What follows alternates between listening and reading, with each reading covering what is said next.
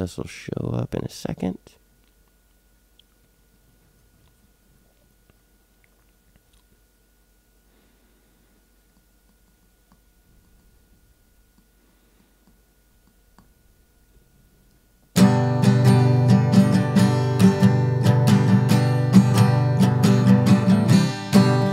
Oh, if you got something to say, well, it's TGQ&A. I did that wrong. We're gonna do it one more time, because I fucked up the chords. Oh, yeah.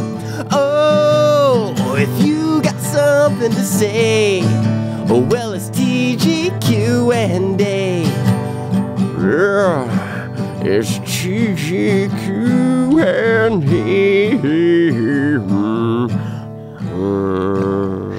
We can ask some questions too. Yeah. Okay, hey everybody. That's another shitty song for you that I practiced for far too long for far too little. Hey, it's Approximate Podcast. My name's Jamie French, and I'm here with Stephanie Special. Say hi. Hey. Say hi better. Hello. Okay. Hey everybody.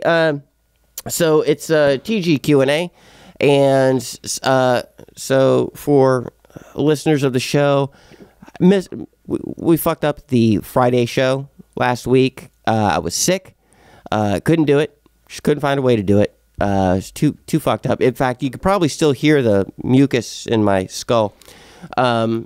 Friday, didn't do the live show, and then I promised everybody that I would do the fucking Monday show. Didn't do that either. Still far too sick.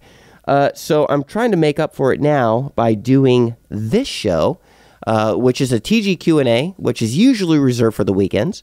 But this is all we got right now. And this is actually probably the first show that I've ever done before noon. Usually this is a nighttime affair. But we're going to go ahead and... So we're still drinking. Yes, we do have wine here. Steph, hey, let's clink glasses. Yes. There we go. Cheers. There we go. So hopefully this suffices until we we have a bunch of backlog shows in the can. We have a bunch of things in the cache, but we can't put them up just yet. We have like weeks and weeks of shows that are already done, but we're going to wait until the coming Monday before we start releasing all these things. So this is just kind of a stopgap measure.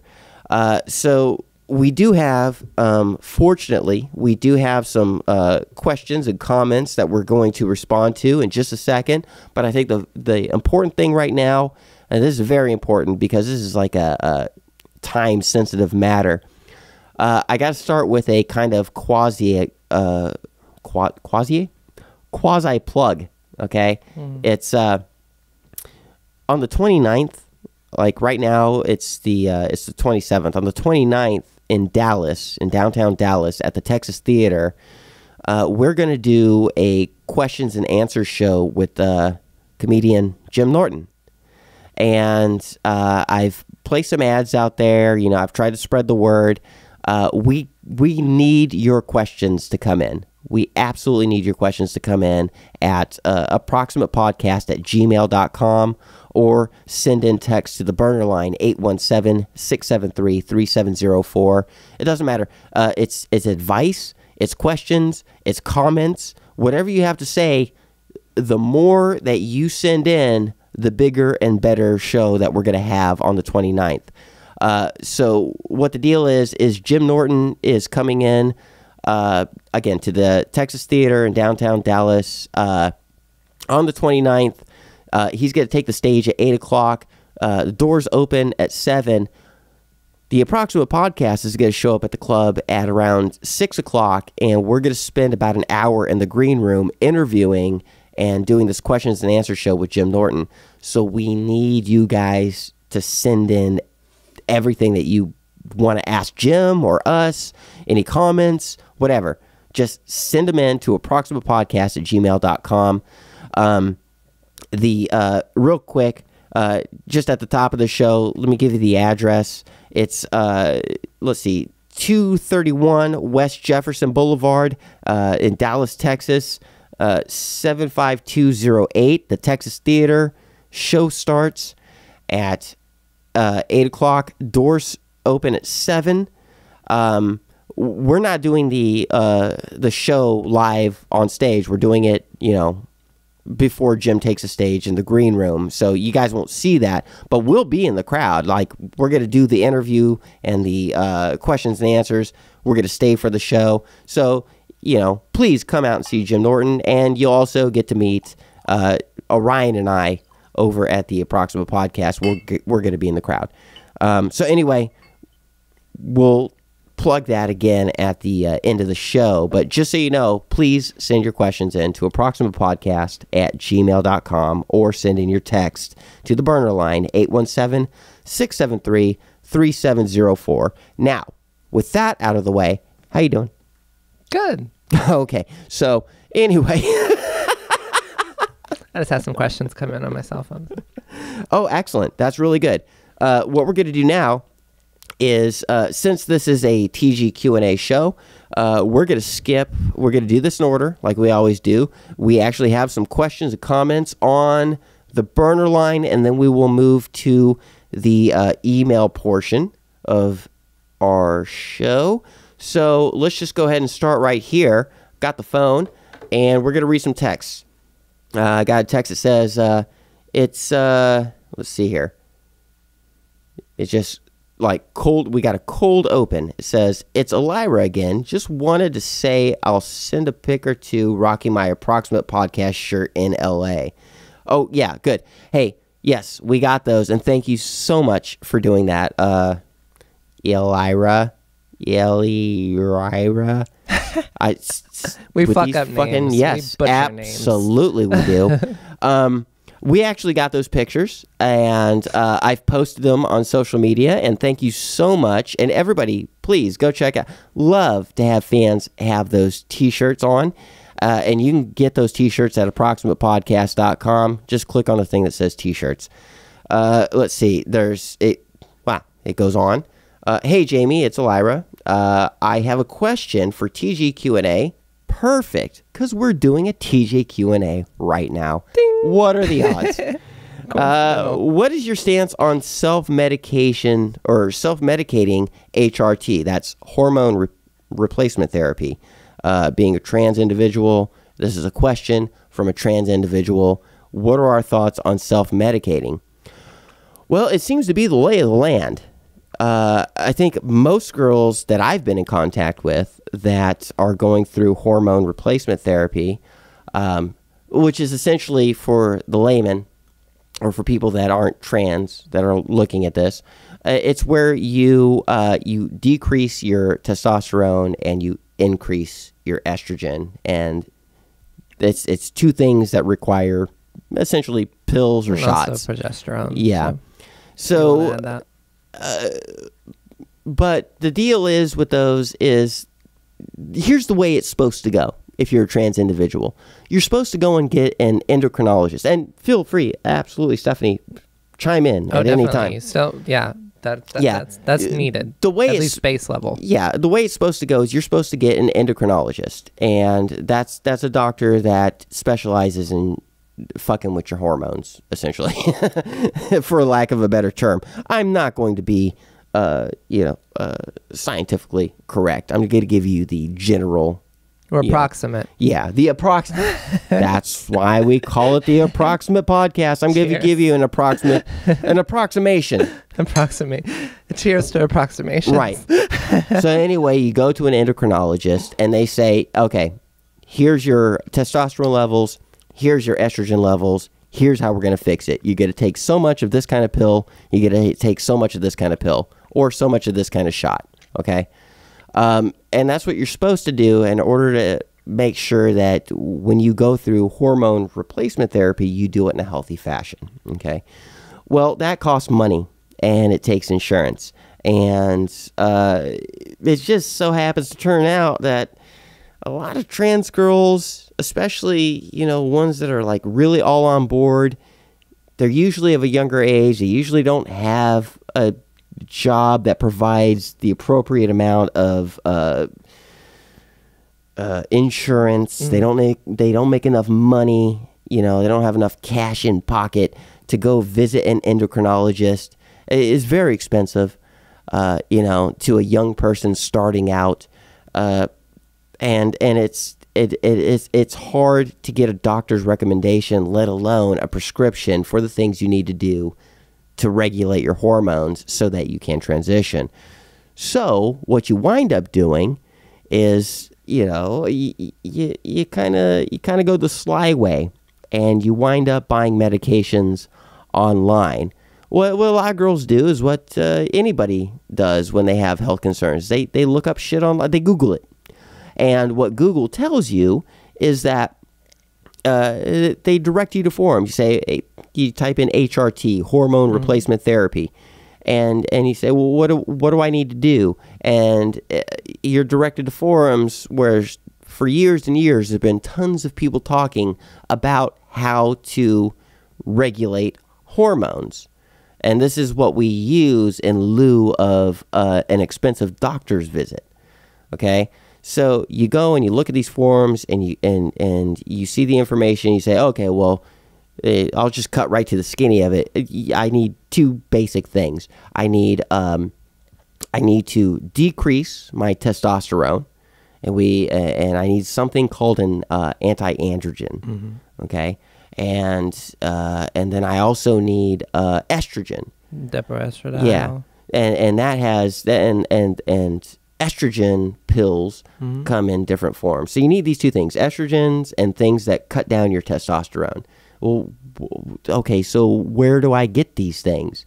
And then in these same forums, you're led to different links to what's essentially black market kind of, pharmaceutical companies mail order drugs. It's the overstock of the generic brands of the medications. Right. And so you go to these websites and you're given a plethora of all kinds of different medications. And these people know who they're selling to. Usually on sites like buypharma.com or .net or .org, these. Oh yeah, and they have all kinds of. It's not just transgender. They have HIV treatment. They have all kinds of whatever. Right. That was the one site that I named. That's just one site. Oh, definitely. But they sell all kinds of drugs for people that don't have insurance, essentially. Definitely. But it's very black market, and you get the feeling that it's kind of skeezy, because you can't hold anybody accountable, and you don't have a prescription. But these guys will take cash. They cut out the middleman. They take cash and they send you drugs. You can just buy prescription drugs online. I don't think this is new to anybody, but since you're asking the question, this is how it goes. Which is not a bad thing. It's actually a really good thing because it allows people who don't have money to go to a doctor and afford prescription drugs to still get the kind of stuff that they need to treat whatever they're trying to treat. Now, I would like to say that it is a good practice to at least pony up the money and go for the base level. Get to where you're starting out with. Get that person. Get your endocrinologist to get chronologist to get your doses and everything to the level that showed results and also don't endanger you. Yeah, I see what you're talking about. Okay, I'm gonna touch on that in just a second, but here's the deal. You go to these like kind of weird, fucked off sites that sell you drugs online overseas. They usually come from like the fucking Virgin Islands or the Cayman Islands or whatever. It's kind of skeezy, and you don't actually know what you're gonna get. But hold on, I know what you're about to say, but hold on. I'm just trying to give an overlay before we get to the specifics. When you got to pick up two things. You got to pick up your estrogen, and like for me, for like 6 years, I went with Premarin. That's an estrogen. I never went with oral. That's a pill. Right? Yeah, that's a pill. That's a pill, and it's it's estrogen, And I got my dosage based off of other people's experience from the forums that I previously talked about. You know, I made an estimated guess. Essentially, that's really all I did. And that's what anybody does when they self-medicate. They make an estimated guess based on, you know, the mean of what everybody's opinions are, which is what makes it dangerous, which is why we're going to get back to the thing that you said. Yeah. But estimated guess, I brought, you know, I would constantly buy a certain milligrams of this estrogen pill. Premarin is the one I went with. And then there's also the testosterone blockers. Okay, this takes this spironolactone, generic version. I forgot what it was. Yeah, spironolactone is the mainstay. It's the go-to. And what it is, it's a water pill for old men. But it's a diuretic. It's a diuretic, yes. But its side effect is that it blocks testosterone. It doesn't necessarily block testosterone. It blocks the testosterone inhibitors so that when your body produces testosterone, it never actually makes it into your system. It doesn't block testosterone in and of itself. Too many details. Doesn't matter. It blocks science stuff. Yeah. It blocks testosterone, essentially. Okay. Spironolactone. And again, I went with what the common dosage was amongst people that have gone through this experience. An estimate. And I went through that using these two pills for 2 years. Or, I'm sorry, not 2 years, but for 5 years. It was 2 years ago. That's why I say 2 years. It was 2 years ago that I found that I could stop keeping up with the self-prescribed pill regimen by going to a shot with the estrogen. Depo-estradiol. Yeah. And I could either take pills every day or once every 2 weeks, I could give myself a shot with the same amount of the equivalent of 2 weeks worth of taking pills and not have to fucking worry about it. Nobody likes needles. But I wouldn't say nobody likes needles, but I definitely don't like needles. Yeah, no, not in a clinical sense. In a clinical sense, nobody likes needles. Yeah. But if you're all in, if you know what you want to do with your body, and you don't have any qualms about it, and you're all fucked up in the head, and you're not some kind of weird ass thing, then it's whatever works for you best. But for me, definitely it has been estrogen shots, which is estradiol. 2 years ago when I switched to estrogen shots, there was a learning curve about how to give yourself shots and everything. But I eventually, I would have somebody do it for me at first, and once I got acclimated to the prick of a needle that only takes half a second, it's nothing really. I started to discover how to do it on my own when I didn't have anybody around. And then I eventually got used to it. And it was no big deal because I knew that I needed this for my body, for my self-worth, for the way that I viewed myself. It made me right. So I didn't have any qualms about it. It just took a little practice. That's all. But I never stopped. And I always went forward. But all of this is under the umbrella of self-medication. And so this is going to bring me to an earlier part that Steph brought up. Self-medication, I can't say I'm not a proponent of it. I've been doing it for 5 years, and it works. It works. Yeah. But Stephanie brings up a really good point, and it's a precautionary measure. You should at least pony up whatever it is. It's going to be like between $300 and $600 to see an endocrinologist so that he can at least tell you what your baseline is before you start estimating what you need. Now, Stephanie, you actually had an endocrinologist for a while, and what did you take away from that experience? What did you learn, and why are you now self-medicating because of that experience? Yeah. So I did start through an endocrinologist and with the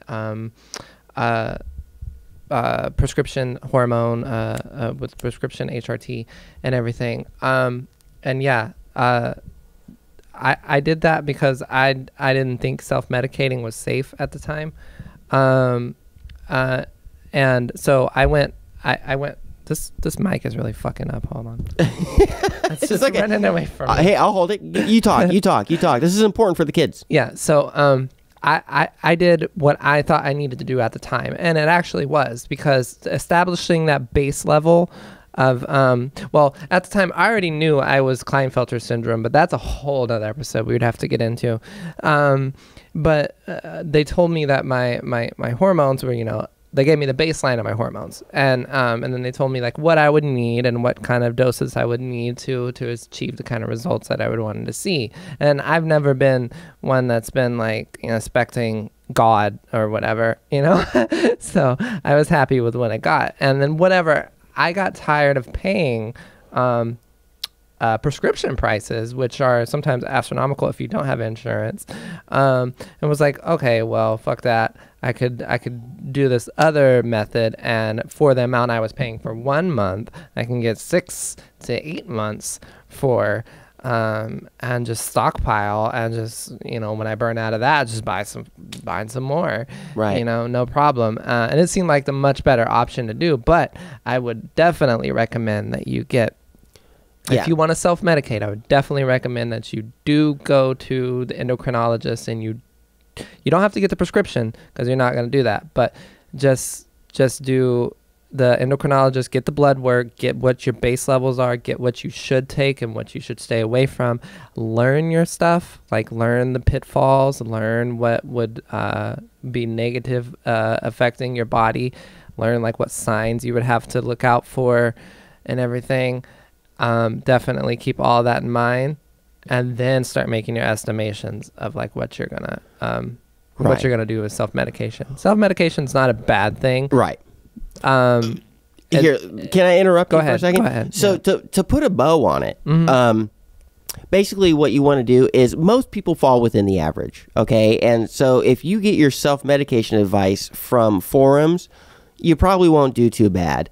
But because if you're new, you don't know where you start, do see an endocrinologist, find what your baseline is, and if that falls, if what your doctor tells you falls within the research you did on forums and information online, and you do fall within the average, then never pay that motherfucker again and just self-medicate. Because what you're going to do instead is you're just going to be charged out the ass by going through your doctor for something that you can get online for a lot cheaper, where they cut out the middleman. But you won't know if you can do that safely unless you talk to an endocrinologist first and find out what your baseline hormone levels are. And going forward, as you self-medicate, just keep a general practitioner to look up on your body, because that's going to be much more cheaper than a specialized endocrinologist. Oh yeah, well that's easy. There's a K clinic on every corner. Yeah, $15 and you're in. I'm talking out my ass. I'm not. Don't think that since you're self-medicating and that since you don't have an endocrinologist that you don't have to worry about looking after your blood work or your liver or anything like that, because these things are not designed to be on hormones. HRT is not designed to be long term. It's designed to be it's designed to be what gets you from point of wanting to kill yourself to point of getting surgeries to point of after surgeries not needing it anymore. You know, no, actually that's a very important point that you bring up, is that HRT is kind of a stopgap measure between you making a life decision and a surgery that brings you all the way through the process. You know, it's really not meant to be a lifelong endeavor, because it will destroy your liver. Case in point, that's why I have an orchiectomy right now. That's a subject for another time. We'll get to that. That plays into it. There's going to be a whole show on all of this mess just a little bit later down the road. I've been teasing it for a little bit, but we're going to do a whole show that's just about transgender stuff and how to treat yourself the best way that you can if you're serious about this, okay?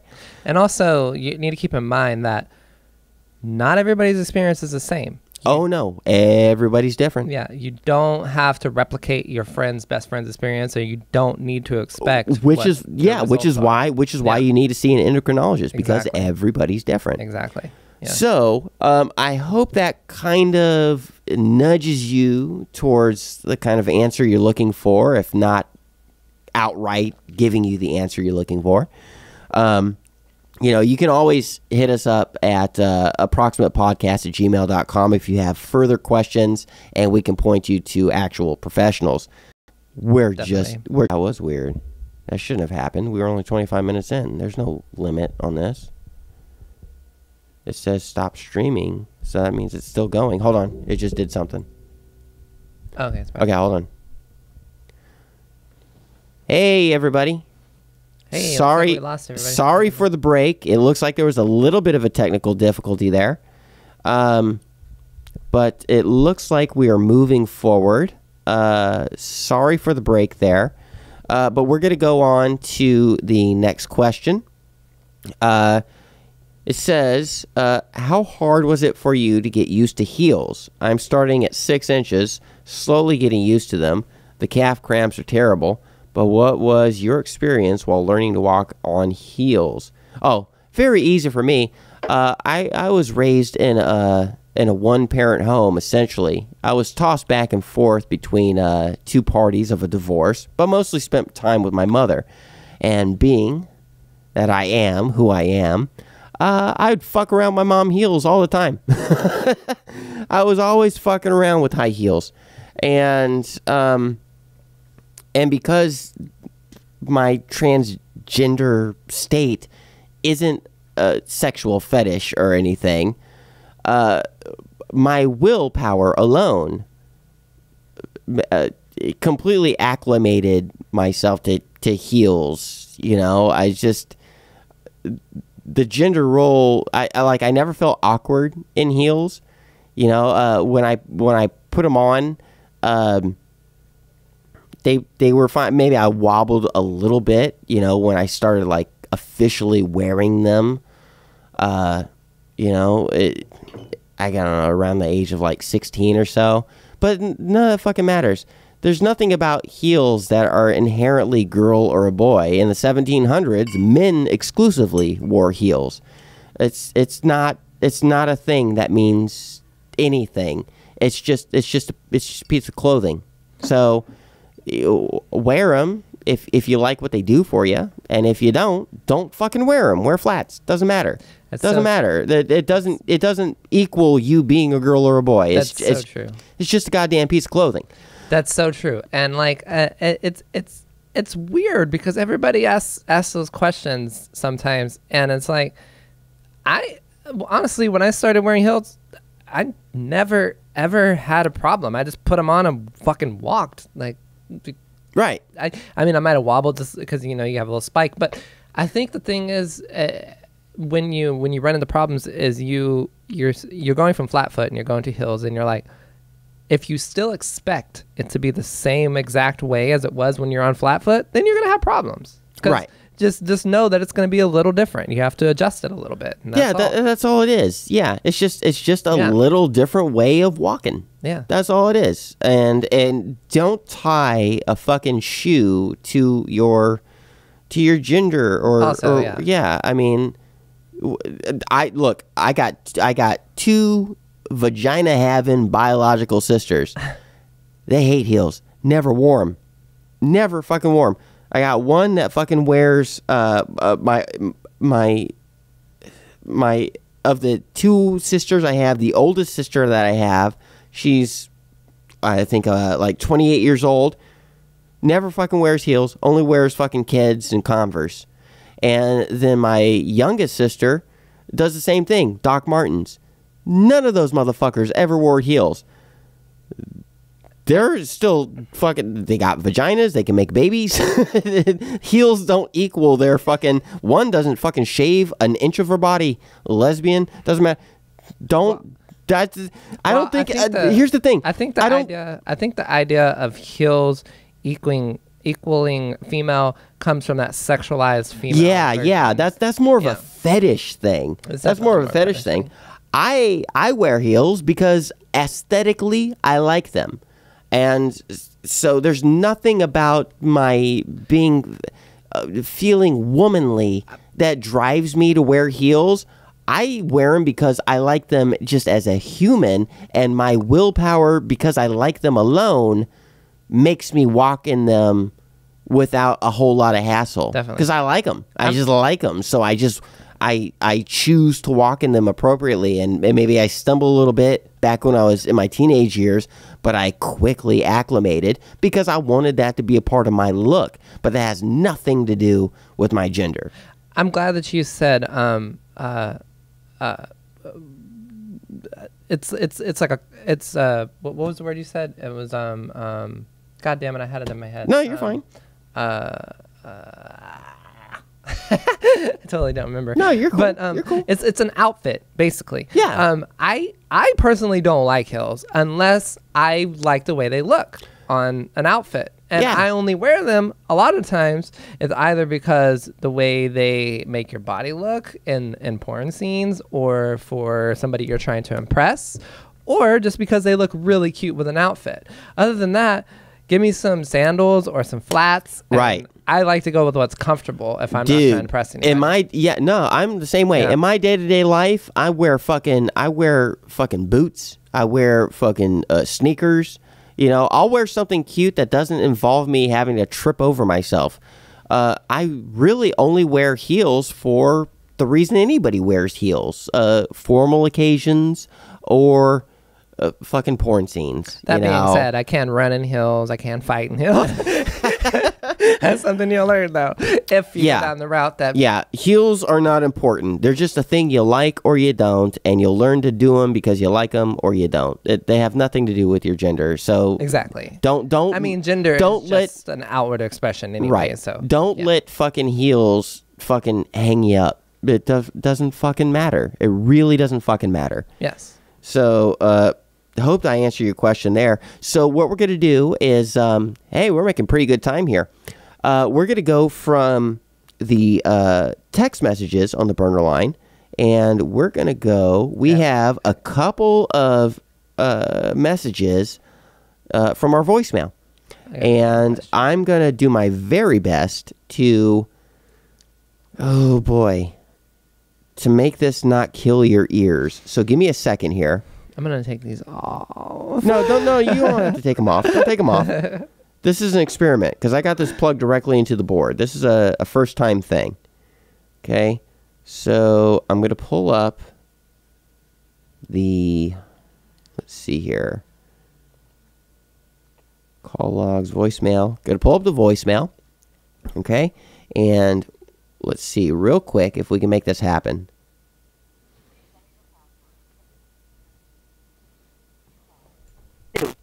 Voice messages. To listen to your messages, press 1. Here we go. Got some voice messages. First saved voice message. Hey, Jamie, this is Illyria Xene, the one that you keep calling Elliot when you're doing Ask a Tranny, and I just wanted to say I hope your surgery went well and that you're doing well. I can't wait to hear more coming from you. And I just hope that all is well. I hope that you do a podcast on your experience of your surgery. Yes, we will. And, yeah, that's all. Thanks for putting on a great podcast, to you and Orion both. Great job. Thank you so much. End of message. Message saved. Next message. Hi, Jamie. This is Illyria, a.k.a. Elliot. I got my Approximate podcast shirt today, and I'm so excited to get it because I'm going to wear it all around downtown constantly. And I just wanted to tell you I love everything that you guys do, and my next objective is to hook up with your Patreon account. That way I can see all the shows that I love. Thanks for everything that you do. And suggestion for your bad NES show, how about Ninja Turtles, the arcade game for regular NES? I'd appreciate seeing that. That'd be great. I'd like to see you watch Orion's ass get kicked. Anyways, thanks. Bye. Okay, that was fucking excellent. Yes, thank you so much. Oh, God damn it. Really appreciate it. I can't get your name right. Sorry.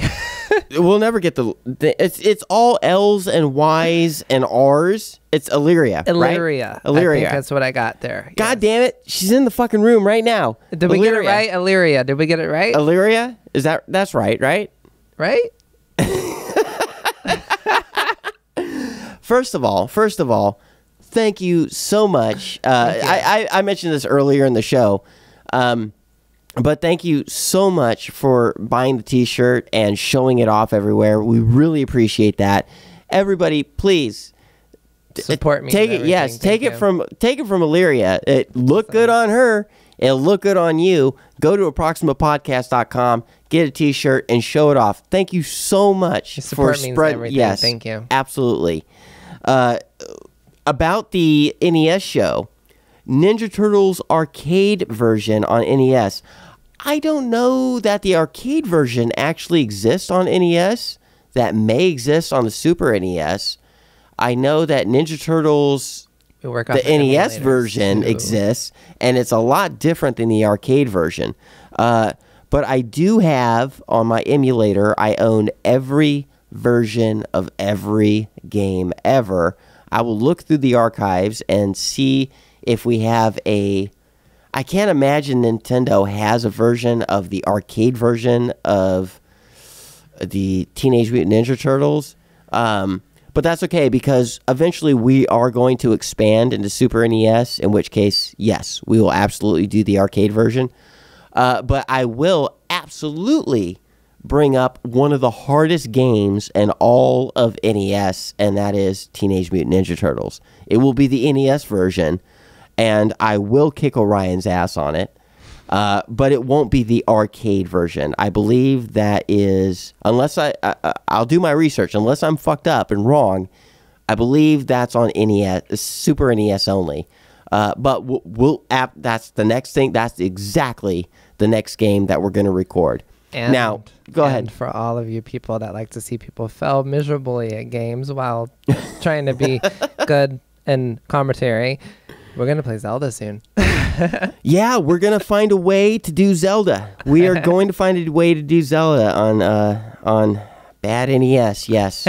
Yes. And that's going to be a her and I show. Me. Yep. Because Orion don't give a fuck, but there's so much interesting stuff to talk about on Zelda. We just got to find an appropriate way to do it. But we'll get there. And yes, we're going to do Teenage Mutant Ninja Turtles NES version. And if they have the arcade version available, we'll do that. And if not, we will do it on what will be the Super NES show, which I know they have. So thank you so much. And yes, we'll absolutely do that. God damn it. That was fucking great. Thank you. Hope we didn't embarrass you too much with putting your voice on the air. Well, we got your name right now. I make no guarantees. Yeah, well, going forward, who knows? You know, it depends on how much wine is there and present. Okay, so here's what we're going to do. We're at 38 minutes, almost 39 minutes. I'm going to pick one question from our emails, and then we'll start to wrap the show up, because I still have one question from a fan that I got. Well, okay. Well, since you're the outlier, why don't we do that first? Why don't we do that first before we get to the emails? Okay. Take your time. In the meantime, I will play a little ditty. It's fun when it's fun.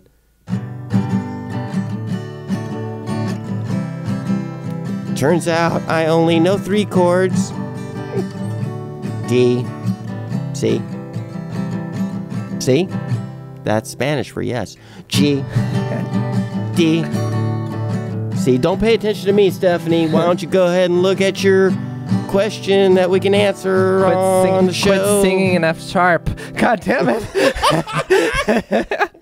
Hey, that's an inside joke for fans of Tim Minchin. Let's see. I like playing F major. This is F major. But I like singing F sharp. F sharp is here. F sharp. So I like playing in F major, but singing F sharp.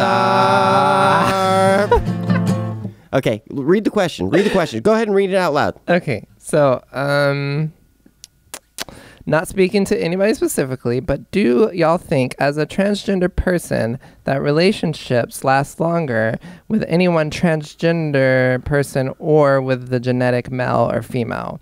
I don't think it should factor in at all, but it's been my experience that they lasted a lot shorter. But then again, maybe I was just a bad boyfriend. Well, I hope you're a bad boyfriend, Albert, because you're my fan and I like you. So thanks for asking the question. And let's get into it. And that is a great question. But I think you probably have the same answer that I do. Yes. I don't think it has nothing to do with gender.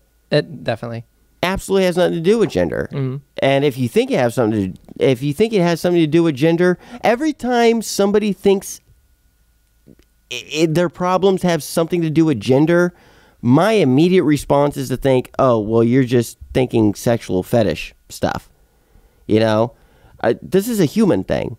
When any relationship is based upon you being human with one another, despite what's going on down around your crotch or what's going up in your head, there is a baseline humanity, and that's the thing that we respond to as people.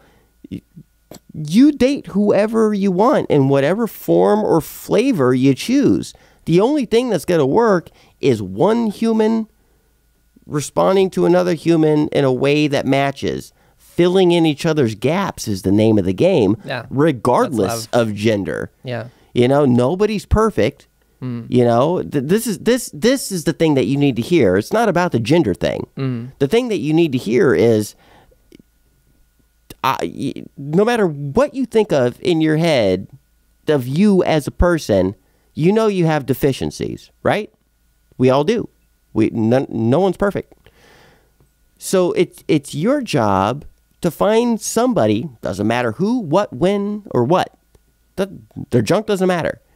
If you are actually interested in coupling and it's not about sex, then your job is to find somebody that fills in your gaps and you fill in their gaps. It's all about chemistry from that point. It's all about connection. It's not about the junk. Yeah. It's not about if you make it about the junk, then you're just a jerk off person. You're just jerking off. You're just you're caught up in sex too much. You're not actually looking for a relationship. You're fetishizing a relationship based off of what's between their legs, you know? Well, yeah, definitely. All those points make sense. One thing I would say is like, it really speaks to someone's character as a person. If when they connect with somebody, that connection speaks for the way that they see each other, and not what's in between their legs or how they express themselves outwards. That connection is the strongest bond, and whatever comes after that is just part of that person. That part of the personality of that person. So when two people want to be together, they want to be together through the good parts and the bad parts, through the positives and the flaws of that person, because they want to be with that person. And it's not about gender. It's not about, it's not about sex. It's not about anything about that. It's about wanting to connect. Right. Absolutely. Definitely. So I would say, to answer the original question that Albert asked, that do I think it's a transgender person dating another transgender person lasts longer than a female dating a cisgender female or a cisgender male?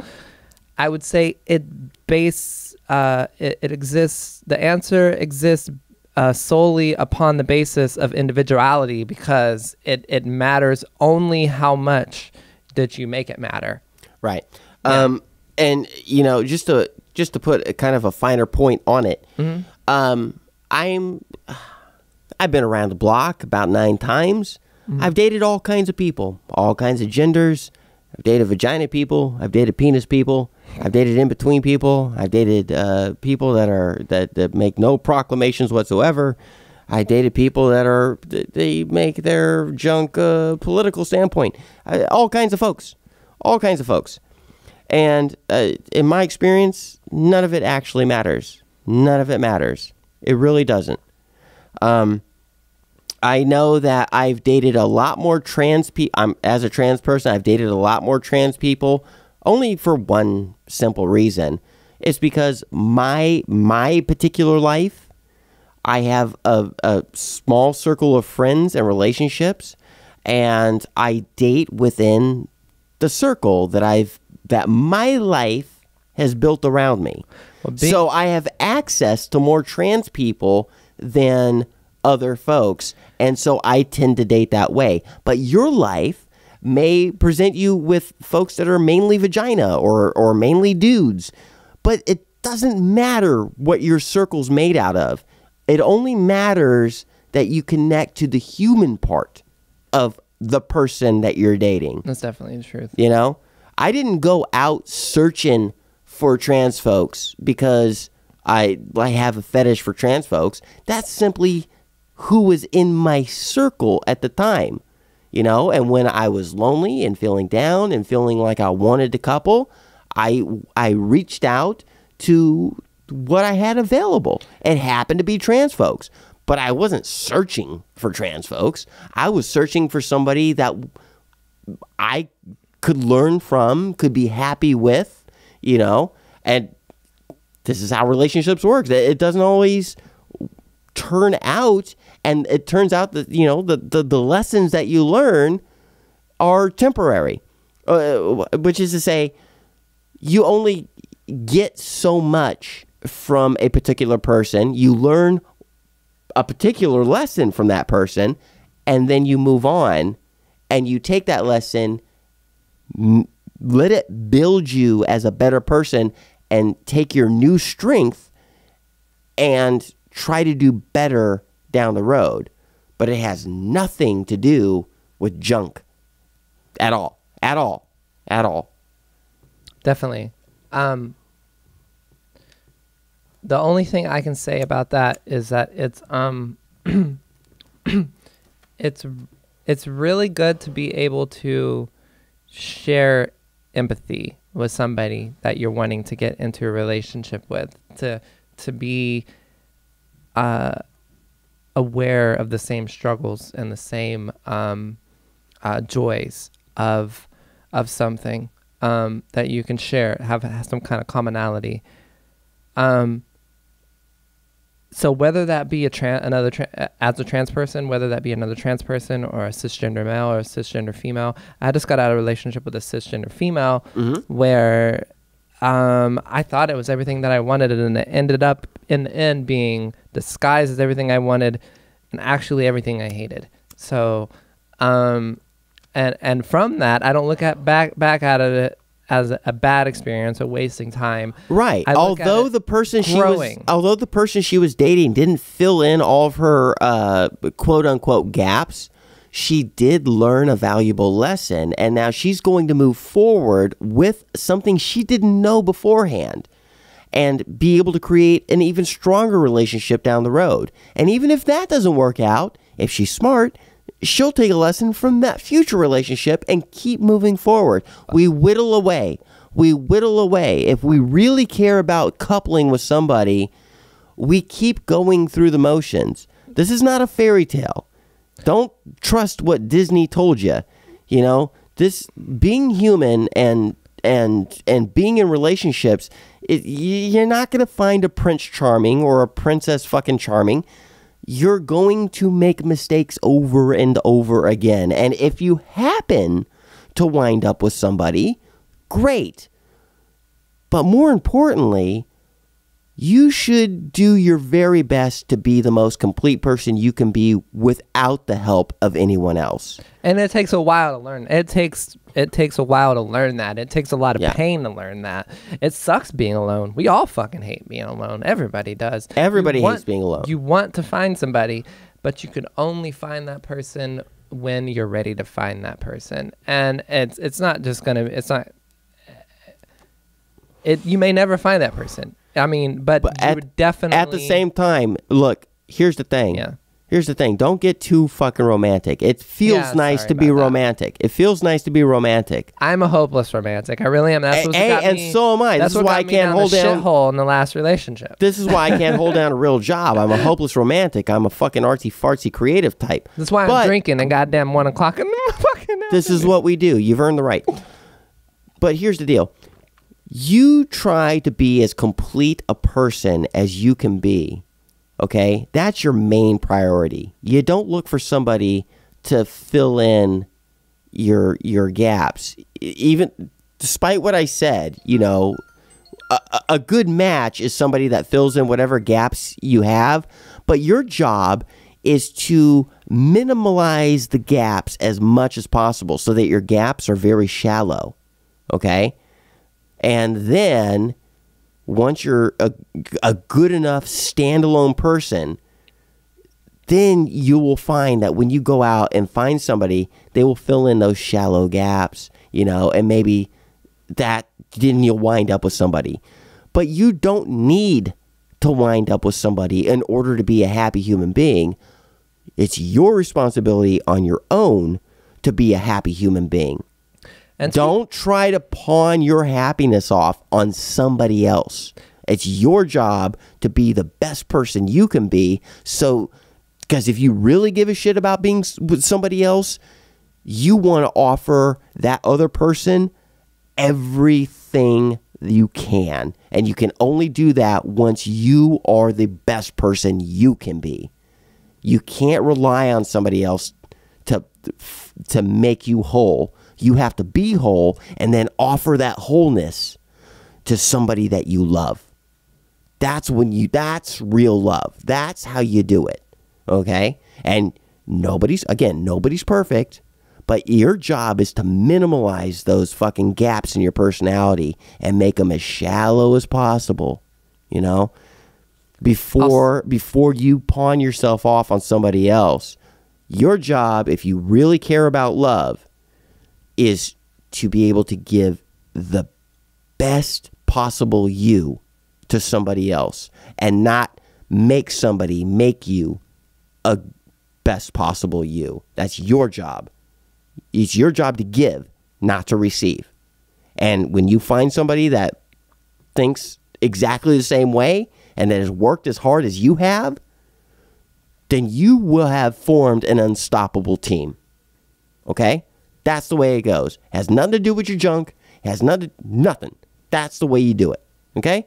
And if you never find that, but you still work as hard as you can to make yourself the best possible you can be, you still didn't lose.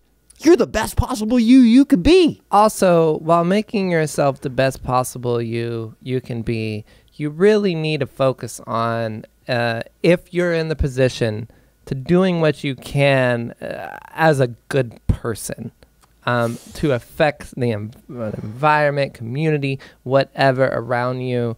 Be a good person, because sometimes you'll lose yourself into chasing for something that you think you want so bad, and you end up seeing that you're going down the wrong fucking path to something that is completely different than what you believe in. Yeah, and you know, these are gonna have to be other episodes. Well, these are the kind of mistakes that you want to make in early life. These are the trials and tribulations of your 20s. You know, this is where you get your battle scars. You know, and you figure out whether or not you're a fucked person that can never handle, or if you learn from your mistakes and become something that's worthwhile in your 30s and 40s and become a viable person that's, you know. Look, dude, I think you get what we're saying, right? You get what we're saying. I mean, I hope you do. Albert, right? We kind of went off the subject a little bit. No. We got to the heart of the matter. But yes, we did get to the heart of the matter. We got to a thing he wasn't anticipating, and that's what we need to do. Is we need to take somebody's stupid question and give them a smart answer.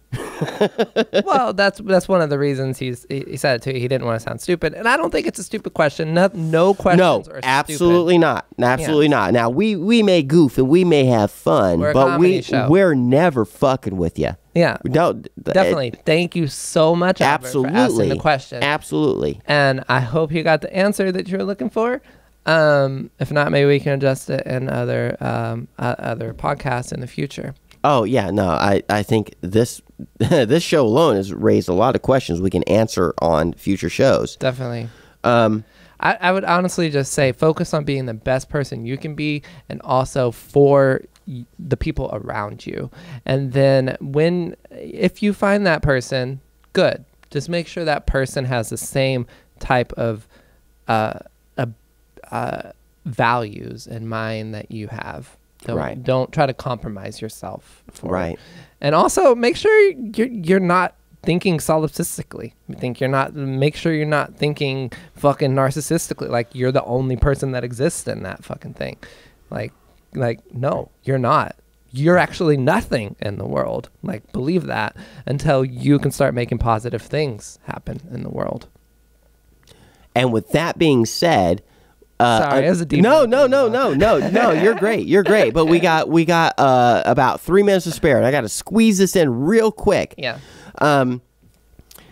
First of all, thank you all so much for your questions. And again, if we didn't answer you to your satisfaction, you can always send us additional questions or comments at approximatepodcast@gmail.com. Very simple. So again, I'm going to wrap this show up with a little bit of a plug. On the 29th, Friday the 29th in Dallas, Texas. Okay, Jim Norton. We got Jim Norton coming. He's going to be at the Texas Theater to do a show at 8 p.m. You can get to that show at 231 West Jefferson Boulevard, Dallas, Texas 75208.